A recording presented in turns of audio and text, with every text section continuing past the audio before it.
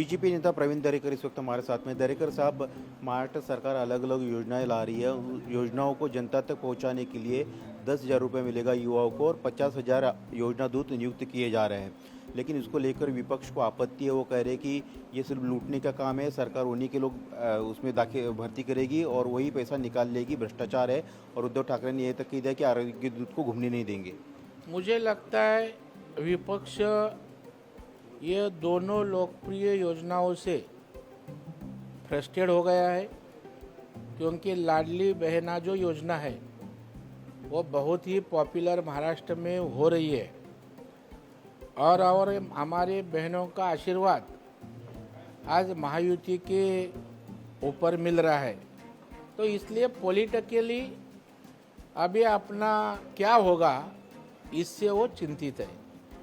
उसी तरह युवा, उनके लिए 10,000 जो ट्रेनिंग के लिए दिए जाने वाले, वहाँ से भी बेरोजगार युवाओं को शिक्षित होकर अच्छी तरह से नौकरी मिलने वाली है।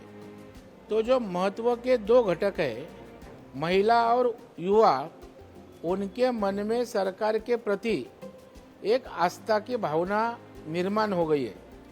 इसलिए ये योजना कैसा खराब है, ये योजना के लिए कैसे पैसे लाएंगे, यह योजना इसी तरह भ्रष्टाचार की है, इसी तरह के बेबुनियाद आरोप लगाने का काम बिना मतलब का ये विपक्ष के लोग कर रहे हैं। योजना दूत को भी विरोध है उनका, योजना दूत को घूमने नहीं देंगे बोले जो प्रचार कर एक तरफ ऐसा बात करने का और दूसरे तरफ अपना फोटो लगा के महिलाओं को इसके लिए लाड़की बहन का फॉर्म भी भर के लेना। एक जगह विरोध करना, दूसरी जगह फॉर्म लेके भी जाना अपना फोटो डाल के। ये मुझे लगता है एक दुटप्पी भूमिका इन लोगों की है। और योजना दूत तो सेवा भावी भावना से जाने वाले, और तुम अड़ाने का ही काम करोगे, तुम देने का काम कुछ किया नहीं। लेकिन हम ये सभी चीज़ों के ऊपर इलाज करके हमारी बहनाओं को सशक्त बनाएंगे, हमारे युवाओं को सशक्त बनाएंगे। उद्धव ठाकरे के घर के बाहर मुस्लिम लोगों ने विरोध किया था। संजय राउत कह रहे कि ये सब सुपारीबाज लोग हैं। जिस तरह से मुस्लिम जो है उनके घर के बाहर आए थे, जिस तरह से उन्होंने स्टैंड नहीं रखा था वक्फ बोर्ड को लेकर। एक तो उन्होंने माना कि ये मुस्लिम लोग हैं, ऐसा तो नसीब बोले ने कि शिंदे साहब के लोग ही दाढ़ी लगा के मुस्लिम बन के आए थे, नहीं तो उतना भी वो नैरेटिव सेट कर सकते, क्योंकि उनका फॉल्स नैरेटिव पे भरोसा है। उससे पहला मैं संजय राउत और उद्धव जी ठाकरे को सवाल पूछना चाहता हूं कि वक्फ बोर्ड के बारे में आपकी भूमिका क्या है। जो वक्फ बोर्ड के लिए संविधान विधेयक वहां लाया था अमेंडमेंट का, उसी वक्त आपके जो सांसद थे वो भाग के सदन के बाहर गए। उन्होंने अपनी भूमिका वहां रखी नहीं सदन में।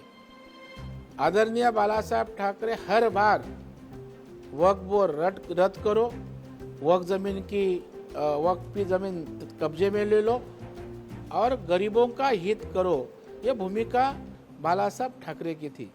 अभी उद्धव जी ठाकरे एक तरफ मुस्लिमों का मसीहा बने हैं, तो अभी उनको जवाब चाहिए कि चुनाव में लोकसभा के वोटिंग आपने लिया, अभी हमारे वक्फ बोर्ड के बारे में आपका क्या ख्याल है। इसलिए वो भूमिका नहीं निभाते हैं। दूसरी तरफ हिंदुओं को क्या लगेगा, इसलिए इसके ऊपर उन्होंने साइलेंट भूमिका ली है। लेकिन लोगों को सब कुछ समझता है, लोग सब कुछ जानते हैं कि इनका यह भूमिका चुप रहने का उसका मतलब क्या। इसलिए उद्धव ठाकरे ना घर के ना घाट के रहेंगे, ना मुस्लिम रहेगा ना हिंदू रहेगा। ऐसे स्थिति में उद्धव जी ठाकरे और उनकी उबाटा की अवस्था हो गई है। हमारी भूमिका स्पष्ट है। वक्फ बोर्ड के माध्यम से गरीब जो महिलाएं, मुस्लिम जो महिलाएं, मुस्लिमों में जो गरीब समाज है, उनको लाभ होने वाला है। और जो क्रिमिनल और भूमाफी है, उनसे बचाव होके गरीबों का हित का उद्देश्य ये अमेंडमेंट में हमारे रिजू ने लाते वक्त बताया है। शरद पवार के खिलाफ जो विरोध प्रदर्शन हुआ, मराठा समाज उनसे जवाब मांग रहा है। शरद पवार केंद्र के ऊपर ढकेल रहे कि 50 जो सीमा है 50% की, वो सरकार के हाथ में वो हटाई जाए। शरद पवार की भूमिका दुगुनी है। उनका देखो, वो शरद पवार साहब मार्च 94 में शायद मुख्यमंत्री थे, तभी 34% से 50% आरक्षण लेके जाने का काम किसने किया? पवार साहब ने किया। तभी मराठा समाज को आरक्षण देना चाहिए, आपके मन में क्यों नहीं आया? आपके मराठा समाज के प्रति खाली राजनीति के लिए संवेदना है, उनके लिए निकष पे आरक्षण देने की करनी चाहिए, ये उनकी वक्तव्य था, उनका बयान था। और एक तरफ बोल रहे हैं 50% के ऊपर आरक्षण देना पड़ेगा तो हम दे सकते हैं। तमिलनाडु केस का, तमिलनाडु स्टेट का उदाहरण देते हैं, और वो उदाहरण देते ही तुरंत बोलते हैं कि उसके बाद में कोर्ट का जजमेंट ऐसा आया है कि हम 50% के ऊपर दे नहीं सकते। तो आपको देना है क्या नहीं देना है? उनकी भूमिका स्पष्ट नहीं है, जो पवार साहब का खासियत है। और वो बोलते हैं कि अभी मुख्यमंत्री ने हर पार्टी के नेताओं को बुलाओ, जरांगे को बुलाओ, छगन भुजबल को बुलाओ।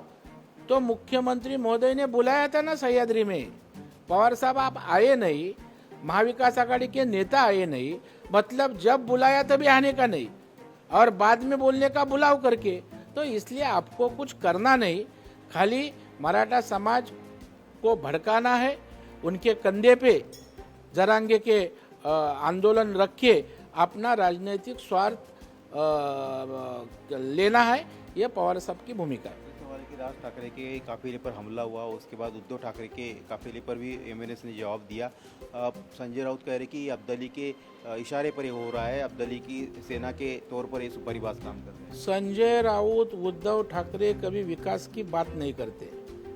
अभी देखो हमारे मुख्यमंत्री विकास की बात करते हैं, अजित दादा, देवेंद्र जी विकास की बात करते हैं, और ये लोग खाली ऐसा अब्दाली शब्दाली ऐसा शब्दों का खाली खेल रखते हैं। तो मुझे लगता है इनको यही भड़कावा में आने की भाषा बोलना, राजनीति करना, गाली गलौज करना, द्वेष भावना से टीका टिप्पणी करना, इसके अलावा उद्धव ठाकरे, संजय राउत कुछ कर नहीं सकते। वही वो कर रहे हैं, और हम लोग विकास की राजनीति कर रहे हैं। इसलिए अमित भाई क्या है वो देशवासियों को मालूम है। अमित भाई ने तो धारा 370 कलम रद्द करके आज देश का स्वाभिमान बेकरार रखा है। तो मुझे लगता है उद्धव ठाकरे को मालूम होना चाहिए कि अमित भाई देश की सुरक्षा और रक्षा के लिए काम करते हैं। तुम कुछ भी उनको नाम रखो, लोग आपको गाली देंगे।